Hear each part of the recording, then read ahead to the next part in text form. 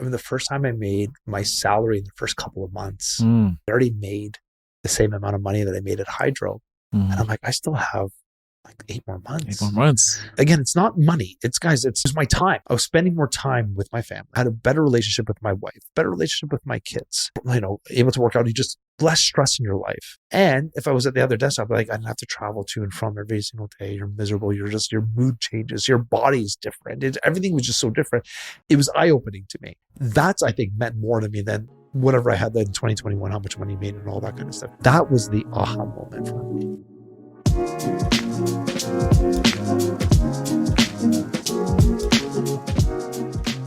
What's up, everybody? Welcome back for a brand new episode. We actually don't know what we're talking about because we were just talking off air. So this is going to be just off the cuff. Episode 60. Episode what? 64. Episode 64. We have our laptops up in case we have to research stuff because we're on the fly here, guys. I mean, my laptop just died, so I got my phone right here. Do you want a plug? I have a plug. It's all good. I got my phone right here. But yeah. I think this is going to be just like a natural conversation anyway. But we had other topics to discuss, but we're just turn on the cameras. We're like, yo, listen, we're having a deeper chat about life here and everything. And DC was opening about his business, his progression. Isaac and I, Isaac's in the background controlling the audio and the video. We're discussing our aspirations, but let's dig deeper into that. Did you want to start off how we started the conversation about the flipping the coin? Yeah. We started this conversation about, asked David, I was like, listen, would you rather have $10 million where you flip a coin, $10 million is on one end, and if you flip on the other hand, let's say you flip on tails, you get nothing? Or would you rather get $500,000 right now, liquid, wire to your account? You have the two options. Are you going to take the first offer, or are you going to take the flip and hopefully win $10 million? And what did you think I was going to take? I thought, little background, the original question between Isaac and I was 100,000, but knowing you, I didn't really think the incentive was there to take the 100,000 because correct. It just wouldn't make sense for you. So that's why I upped it to 500,000 because that would actually make you think. And I think that was a great prediction I made with that assumption. Yeah. So I would take the 500,000. You take the 500,000. I took the 500,000, and I'm not a gambler. And to me, it's like I'd rather have the $500,000. I know it's in my pocket. And again, if it was a small amount, obviously I would try for $100,000. Doesn't affect, but the $500,000 really doesn't affect us maybe as profoundly as other people. And that's why I say, but I would still take it. It's guaranteed money. $500,000 is still $500,000. It's still, you can definitely use that to good, right? And I would say for most people that doesn't, $500,000 sounds like a money, but it won't change. I don't think anybody's life. I don't think it would change your life that much either, drastically. What you think? $10 million would definitely change our lives. $10 million would change everybody's life. $10 million would change a lot of lives. Maybe different degree. If I had $10 million, I probably would spend it differently than you would. I would probably pay down a little bit more debts. I have some cash flow right now because the interest rate's a little bit higher. So some of my rental properties. But what I would do is I would probably buy another business. I definitely would buy more real estate. And the reason why I say that, it gets me someplace closer to retirement where I want to be. And I think we talked before offline, I think it was Warren Buffett that said, he goes, in order to become rich or make good money, you need to find a way for your money to work while you sleep. You need to earn money while you sleep. And that's what I would be looking for. I would look for opportunities. So if you've had a business in which you're not actually in the business, but you're in a business, you're financing, whether it's stocks or whether it's something else, it's like, or whether you're a silent partner, that's how I would invest the money. I wouldn't go and blow it on. Isaac laughs. He goes, I'd probably spend $1 million right away. And I'm like, yeah, listen, I might buy a car or something too, maybe too, but majority of that money, would be for the retirement. So I could see the fruit of the labor later on in life once I hit maybe 55, and then I can start to cash out. Yeah. So that $10 million, I'm hoping makes me $100 million. $100 million. So, and what would you choose? I'd definitely take the 500K. Really? The way you were sounding, I thought you would go for the 10 million, the flip of the coin. I mean, look, like you have nothing to lose, buddy. But listen, that 500K would make a difference. Sure. It would. Like 100,000, I'd definitely. But again, you're coming from a different place than I have kids. Exactly. I have a wife. you're living with your parents right now. If I'm listening, No, oh, you're not. Oh, you're renting. Oh, so Yeah. like worst case scenario, you can still live with your parents. You don't have any dependents. I'm just saying, even though I know they're no sound, but I'm just saying that's right. Worst case scenario, you flip a coin, you get nothing. Nothing happens to you. Nothing changes. Nothing changes to you. But the regret that I get after of not taking the money, that is what's going to kill me. Yeah. Because I'll be like, oh man, I could have done this. I could have done that. I could have invested in that. I could have done this. I don't think it's, you're not going to visibly see it, but I will internally feel it with the less, I don't say I'm stressed, but I'd feel a lot more elevated in the decisions I could make with having hundreds of thousands of dollars just readily available. And I think when I asked you this thing is because you are 45, turning 46 in the next couple months. I'm 30. April 16th. Isaac in the back, he's 28. So you're like an elder brother to us. So you've seen how money changes you. When we're here talking about this, $1 million, us touching $1 million can drastically change our lives, our businesses, and etc. You were in our position at one point. You had a desire to touch $1 million. Yeah. That's all you were working towards. Yep. How did you feel like when you finally attained that goal? I was like, okay, what's next? How's it like? How do you go from like, okay, I gotta get it, then you touch it, then you're like moving on? Did you relish into the accomplishment? A little bit, yeah, a little bit. Maybe like I think it was wow, but it lasted a little bit. I was like, holy shit! Like when I came through it, was like 2021 was a year which that we're talking about it, which was a crazy year, and when it came through, and it's like, but I also knew it was an anomaly. Like that doesn't happen very often. It was one of those years. I had to take it with a grain of salt because it was one of those years which was like. We were all catching lightning that year. It was one of those things. Realtors, everyone was getting a triple double. So I had to take it with a grain of salt because I knew the next year there was. And when I talked to my broker of record, we were setting goals, and we were set goals the next year. I didn't base my 2022 goals based on 2021. I knew that was not realistic. So the problem with me is like, I maybe the cerebral. I think about things too much in that kind of sense. Like.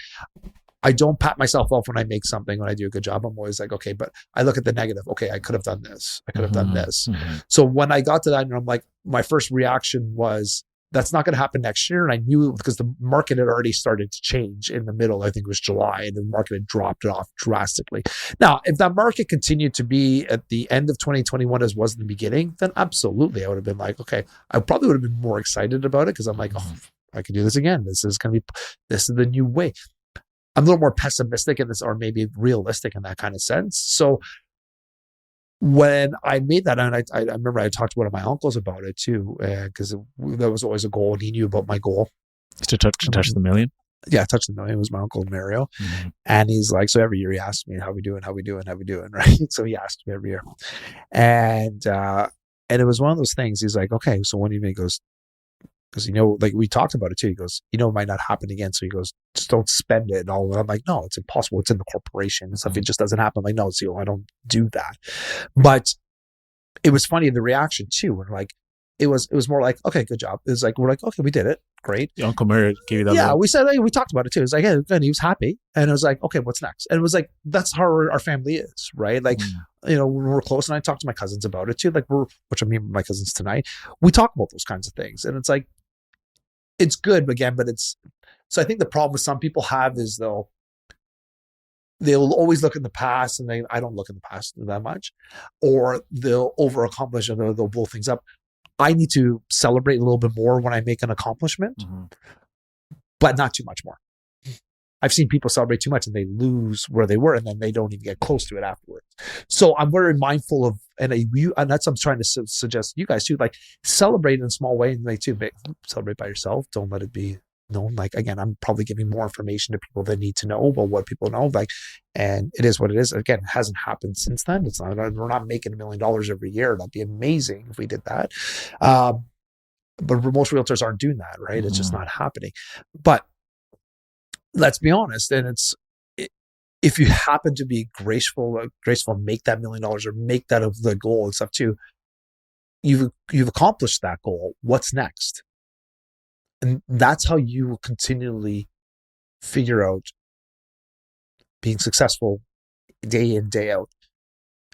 Did it? Okay, what's next? Did it? What's next? So this year, my goal is I want to make $1 million. I want to make $1 million every year. That's just what it is. It just, if I consistently start making $1 million every year, then guess what? My next one's going to be $1.5 million. That's the status quo. And it might take me 30 years later, or like, who knows? Maybe it'll just, something will blow up and all of a sudden, like, you don't know how your tide turns. Or maybe something happened to my family and I'm like, I'll be happy with $200,000 a year or $100,000 or $50,000 a year. I don't know. But the way that I see it is, it's like every year you accomplish something, you have to have another goal set in mind. That keeps us alive. That keeps you focused. That keeps you dedicated. Isaac and I, we were talking off air about a couple of those basketball players who did, some of the guys that did have a goal. Yeah. Gilbert Arenas. Do you want to share what happened with that? Or Isaac, one of you guys want to share that? Isaac's far away from the mic, but Rashad McCants, great basketball career in the NBA. Coming out of college, his goal was just to make it to the NBA. But when you get to the NBA, what do you do once you're in the NBA? What are your goals? Are you looking to make all defensive teams, all NBA? Are you looking to win a championship, MVP, sixth man, whatever it is? You've got to have goals. So he was, him and Gilbert Arenas from Gil's Arena, he was in the gym playing, and Chris Mullins came and said, okay, what's your goal? Like, my goal is to make the NBA. Chris Mullins looks at him, he's like, listen, you're already here. You made the league. You're one of the 400 best players in the entire planet. Like, making it here is part of it, but you got to stay here, right? Because there's new kids looking to take your spot every single new kids, younger, and your shelf life in the NBA is about 4 years, right? So you got to maximize your earning capacity when you're there. So what are your goals? What are you looking to get? You're looking to max contract. So he was saying how important it is to really have a North Star. You just can't be a ship without a rudder on the ocean, just moving, floating. I mean, you might land in some island, might not be the island that you want to land in, right? So well, the other thing to note is that goals change, right? It gives you they're dynamic, but it gives you purpose, I think, in life. Like, why are you waking up? Why do I wake up early in the morning, go to the gym, work out? Like, why do I, there's always your why. So part of your why should be your goal. Like, what is you're doing? Like, what do you want to accomplish? What do you want to accomplish in this life? If this is why I was saying, welfare is just like a big drug to you, because it kind of just numbs you and just, you don't have any goals. It just eats away your goals. I guarantee most people, the people that are on the welfare, they've been there for a very long time. Most of them I know don't have any. I only know one of them really that is on welfare. She has no wish to do anything else. She's happy to do what she does and doesn't want to do anything. And I'm using that, maybe I'm clouding my mind with all the other people in welfare, but I've seen other people in welfare, they know how to use the system and they don't want to leave off the system. They just found a way to stay in there. So maybe that's their goal. Maybe their goal is to stay in the system. Who knows? Maybe that's their goal. They're enjoying it. But I can't live my life that way. What I mean? I always like to achieve. God gave me an ability, and God gave us everybody an ability to do something. It's your job to figure out what that is. And once you find out what that talent is, now it's your obligation to hone in on that and give it to the world. That's how I see it as. Yeah. And help other people doing that, right? Yeah. 100%. I'm so with you on that. Lately, I've been feeling the same way, to be honest with you. I feel ever since I solidified myself in understanding that this is what I'm going to build, right? This business, this purpose. I love working with you, working with people who come to us wanting to create something that, looks similar to what you've built with DC Talks. And the relationships, the journey, the creativity, the unpacking of what they want to do, that to me is electrifying, right? You can't buy that, right? So the journey of working with someone, bringing their ideas into reality, executing on it, seeing them share that with the world and having a part of that, I've started to see that more as success than the monetary exchange that you get from actually building.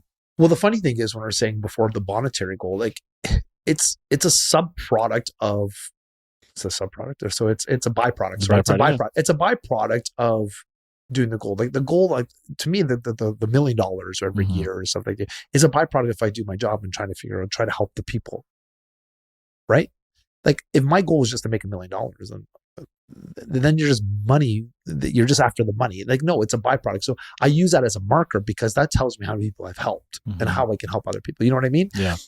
If my goal was just solely to make money, fuck, there's so many jobs you can do out there to make money. And there's soulless jobs and what you can do. Like, hell, there's OnlyFans that can make $1 million in a weekend if they want to. You know what I mean? Like, there's just like, they're selling their soul. You know what I mean? Basically, that's not what I wanted to do, right? That's not what we want to do.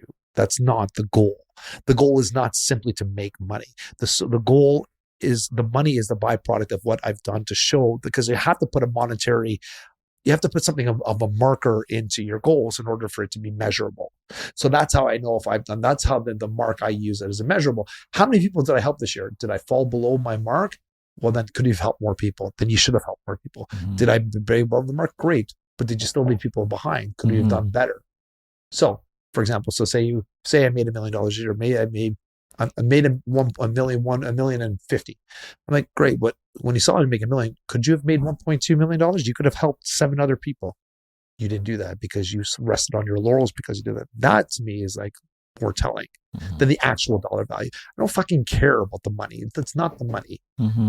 It's what the money represents. And that's what I think the problem with most people is when you talk about money, they look at money as an object, but it's not an object. Money's not an object. Money's freedom for you, finally, and it's a number for me. What I use as like, how many people have I helped? It's like a scorecard. What's that? It's a scorecard. It's a score. It's 100% a scorecard. Because I can't compare to what I do now the one I did as a treasury analyst. If I made $100,000 as a treasury analyst, I make $100,000 as a realtor.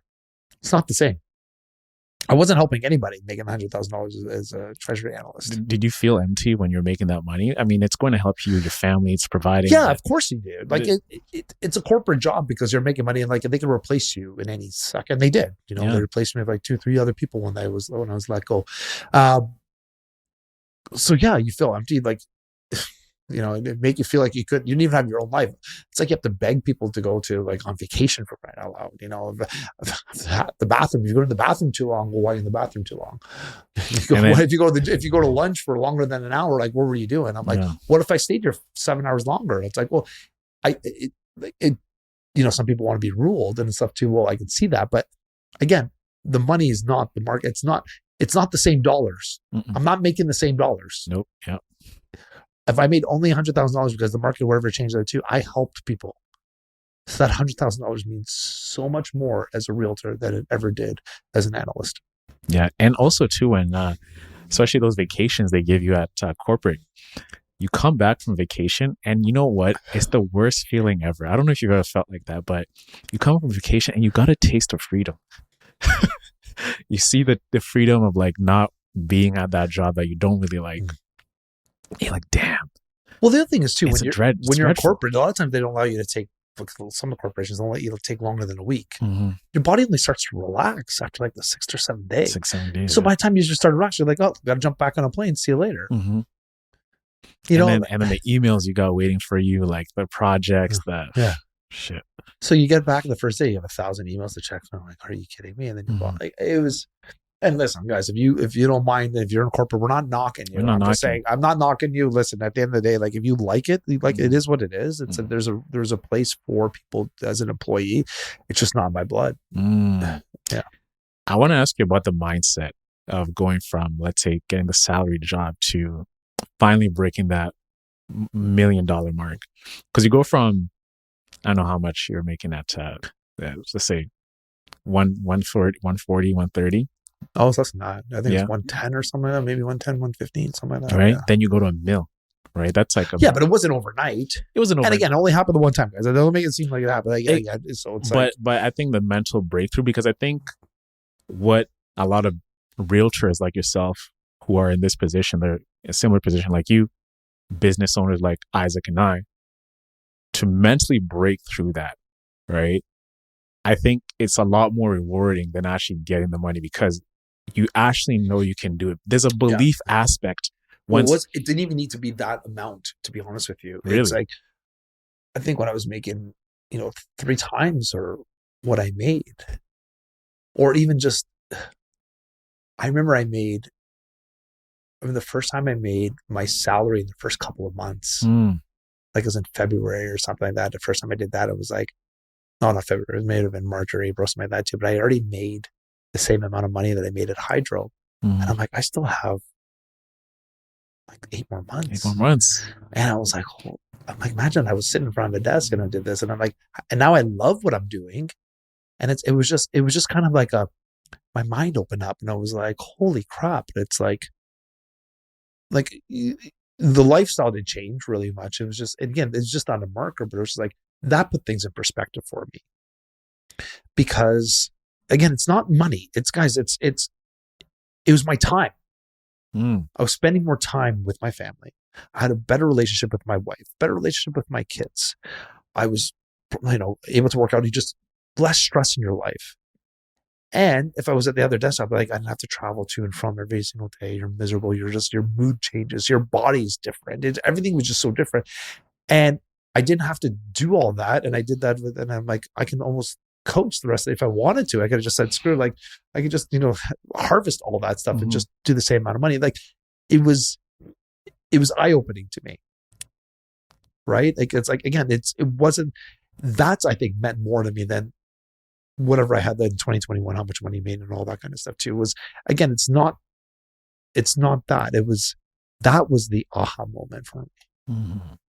And I still had, once in a while, I still have my father-in-law come to me. And he's like, again, he was an employee for a long time. And he keeps asking me, and he's just like, sure you don't miss being in, like, from the days you're an analyst? And I'm like, why would I miss that? I'm like, well, I'm here. I'm like anytime you need me, I'm there. I can go see my mom. I can see my family too. And I'm making more money too. I said, that also helps. I couldn't afford the houses. I probably couldn't have maybe been able to afford the house I'm in now. Maybe, but it would have taken me a lot longer. It was all those things. It was like, so I'm like, no. And it's like, sure, stress could be high, like, because you actually have people's lives in your hands, right? A little bit, like, when it comes to it. But I wouldn't change it for the world. Like, I can take my kids anytime. Like, just now it's like, taking them out of school. We went on vacation for them. Like, we just took 9 days. Let's go. Let's just go. And like, just you can probably do that again in March if you want to. And then on top of that, not only that am I helping my clients, but I'm also helping other realtors. Right? I'm mentoring some of them. I give advice. We have a lot of circle pits. I'm helping other people help other people. That is immeasurable. Like, I don't even make money off the stuff, on the advice I give other people. I'm not worried about that. I give all. It gives me a lot of solace giving back to other. Solace, is that the word? Maybe. It gives me a lot of solace giving back to my fellow realtors, and I always made that a goal. If people ask me for help, especially in our industry, I help them. Like the other day, we were on vacation. It was like, a friend of mine, she's like, hey, I'm having problems. I need this listing presentation. I don't know how to break down. I'm like, okay, here's my listing presentation. Boom. I send it to her in a keynote. Everything. Just give her the keys to the kingdom. Exactly. But again, it's my stuff. It's like it doesn't matter, like, how some people will manipulate how they want to use it. So you can't present, it's not your information, but this is what I do. Use it to your own, use whatever you want. But here's what I use, and see if you can present it. Like, I've done that many, many times. We had a meeting when I was, a gold member, not a platinum member, like at the office or whatever, leaders, whatever it is. And we were talking to some of the groups, and I just said, it was like a group of like 50 people. I said, do you want my listing presentation? I said, just go to the design team, who, like, we have graphic designers, and ask. We had, out of 50, I think 10 of them went and actually asked them for it. And I think only one person actually really asked me questions about it and how to use it. So, but I've helped them, like, my goal is to give you whether you take that information and do it is another thing. But my point is that I was never withholding my information. I have a good friend of ours that she's a realtor. I remember a few years ago, and this bothered me. And there's a top agent on my street. I was just starting on the game, and he's a Remax guy. And he was like, so he did a listing presentation very similar like we did. And he stood at the front of the whole brokerage and said, he's like, so here's my listing presentation. Here's what I show. And he's pulling this book back and forth, and he's showing people like in front, like as if you're like a toddler, like, with those picture books in front of the kids. And somebody said, "Can I come see it?" I'm like, "Nope." "Can I have a copy of that?" "Nope." He wouldn't give him a copy. He wouldn't have, like, he held all his information in here. I'm like, "Well, how's he talking?" And basically, he's just showing how good I am, how great I am. Mm-hmm. Like that ego needed to be checked at the door. Mm-hmm. Then why are you doing that? Like, why even show up and talk to other realtors if that's all you're going to do? Why even show that? Why even show that? Yeah. So again, we're talking back about markers and goals and things like that. My goal, since I decided to become a realtor when I was in my third course, was to elevate your real estate experience. How do I elevate your real estate experience? I give you information. I help other realtors. I help other realtors on the other side with the conversation too. Like, we just did a deal last month. I had to help the other realtor figure out how to get his clients, on board. And it was like, we were talking back and forth. Then afterwards, he's like, "Oh my God, thank you. Like, you have no idea. I've been trying. He's a new agent, didn't know what he was doing." And he goes, he got shut down with so many other agents that were just pricks to him. He goes, you actually took time and helped me. I was like, well, yeah, that's our job, is to make sure both sides are happy. Like, your clients, it has nothing to do with me and you. Mm-hmm. So if I'm helping you help your clients, that actually helps my clients too. Mm-hmm. And that's what happened. From me helping the other agent helped his clients, and my clients also benefited. Mm-hmm. So everybody was happy at the end of the equation. If I was a prick, the house would have probably still for sale. Mm-hmm. Who benefits at that? Yeah. But there's a lot of people in our industry that think that way. Mm-hmm. So my goal is always, and it's very different than your goals, right? Then but I think if we come from a place of helping, we can accomplish a lot more. So sure, set your goals. When I tell you my clients, I said to my clients, you got to set your goals. It needs to have a measurable goal. But the accomplishment is not hitting the mark. It's the experience while hitting that mark, which matters. That's the importance of the goal. Mm-hmm. So your NBA player, he's trying to be a best defensive player. He's been on the other team, but he's working on it. Maybe he's helping somebody else. Maybe they're working some other skills. Maybe he's helping another player become a better offensive player as he's teaching defensive, and that helps the whole team as a whole. Mm-hmm. Get it? Yeah. Yeah. There's one quote by Earl Nightingale. You ever heard of Earl Nightingale? Yeah. Yeah.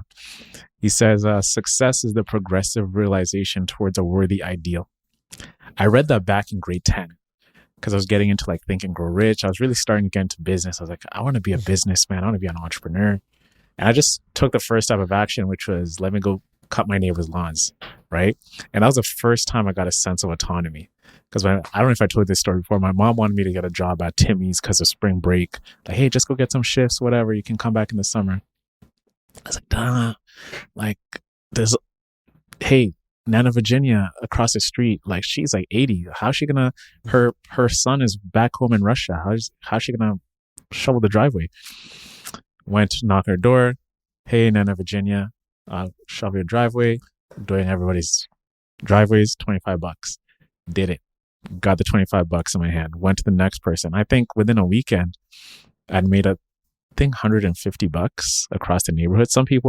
Some dads love getting out there and doing it themselves. They get a kick out of that, right? I hate that shit. So they enjoy taking care of the house. But some people are like, you know what? Here, I'll support you. But what that really showed me was that the freedom that you can actually get. And I did that within 5 hours, cumulatively speaking. And I was done. And I was looking, okay, I could have gone to Timmy's and I'd have done this over I think what was minimum wage at the time? $5, something like that. This is back in 2009, 2008-ish. So yeah. So imagine that.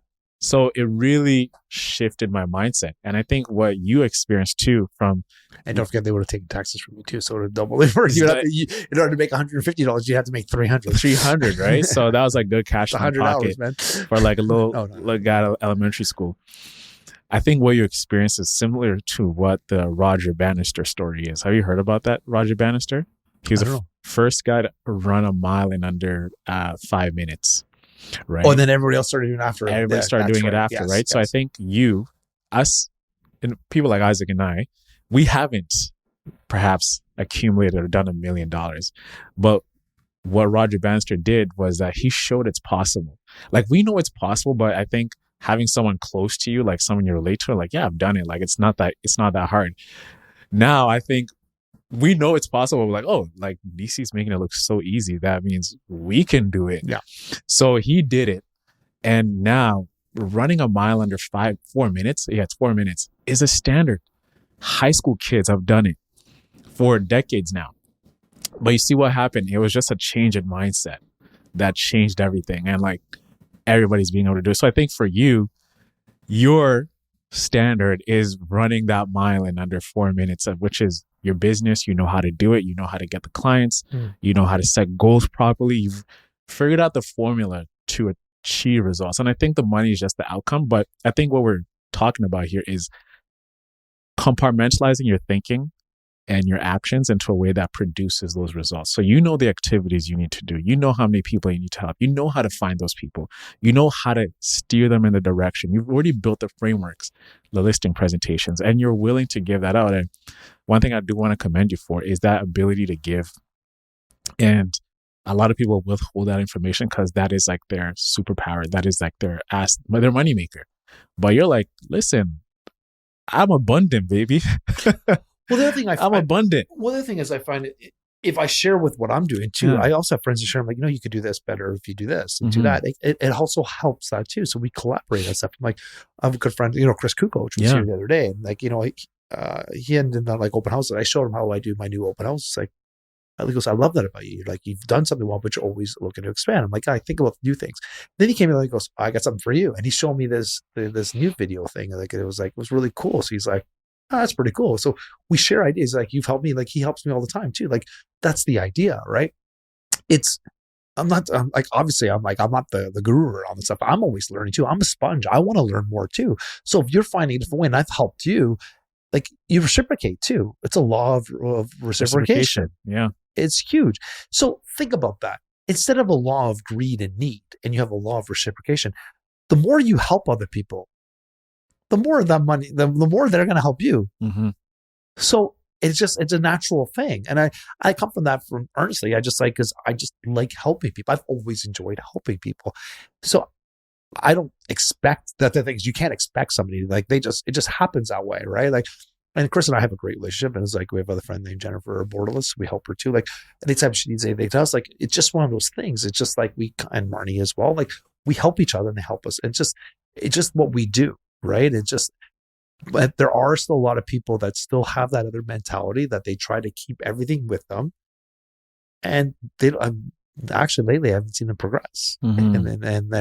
And because no one's willing to share with them all this stuff, they're like, why are you doing this? Like, I haven't, like that agent I was talking about, I don't see his signs very many places anymore. I've seen other people's signs pop up. So it's like, hey man, it is, hopefully he's changed his mentality. And he's a nice guy. I like him. Like, he's a really nice guy. And we've had some conversations and he's pretty easy to deal with, but I just couldn't believe that he just wouldn't share. So that's scarcity that bothers me. But anyway. Yeah. I really enjoyed this discussion with you, DC. I know we got to wrap it up, but I'm just relishing in everything you just said. I'm speechless at this time. That's hard to do, eh? Yeah. Sometimes you just got to like sit back and like soak it in. Yeah. Well, I hope people enjoy this talk and stuff too, because again, we dive a little bit deeper into, we talk about real estate stuff too, but it's like, it's more than real estate. It's more than, I think it's more of an entrepreneurship. And I think an entrepreneurship mindset is kind of what this pod is about, this specific episode. And we talked to Andrew Perry too. We talked about his ideas and stuff too. And he was emphasizing all the same things, right? Like, we talk about different mindsets and goals. He even mentioned the journey aspect. And I sat back then, I thought about it because I was like, I wanted to mention something to him, but we got busy taking the photos and then you had to go, you forgot to pay for parking. Everything that they're doing. But he is right.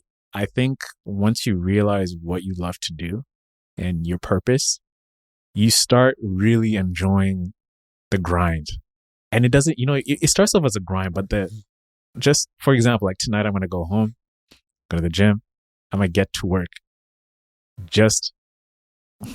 What about that? You've heard this theory. So you made me think about something. And before we wrap up. So there's that quote from Batman for the Joker. And he says, when you when you do something good, never do it for free. I would disagree with that. When you do something good, when you find something you're good at, never do it for free. You know, he does that smile, like, you know, the Joker. You know, yeah, like that Heath Joker Ledger's smile. Joker, right? Yeah. I'm good at what I do. Yeah. Obviously, I don't do it for free, but I'm also really good at helping people. I do that for free. So I would kind of challenge that. How do you feel about that? I challenge that sometimes. It's like, not everything's about money. But maybe he's not talking about money. Mm. Do you really do anything for free? If I'm giving you my time and I'm helping you, something like I'm giving you something, it's not really free, right? So it's like they're not doing free, and I'm usually getting some sort of respect or something intangible back. So you're not really getting anything, you're not doing anything for free. Is my point. And if you're good at it, I would say, if you're really good at something, give the knowledge away for free. Let's see what happens. Mm. Sure, you can write a book and all that stuff too, but I'm saying, but you know what I mean? Like, help other people. What would happen? What would the world be like if we all did that? Mm-hmm. And on that note, the camera just died. I think we got to wrap up. All right, everyone. Hope you enjoyed episode 64 of the DC Talks podcast with David Chinelli. I've been your gracious host here, Agent Double O, with the main man, David Chinelli. Peace, brother. And hope you got a lot of value from that episode. And we'll see you next week for episode 65. Peace out.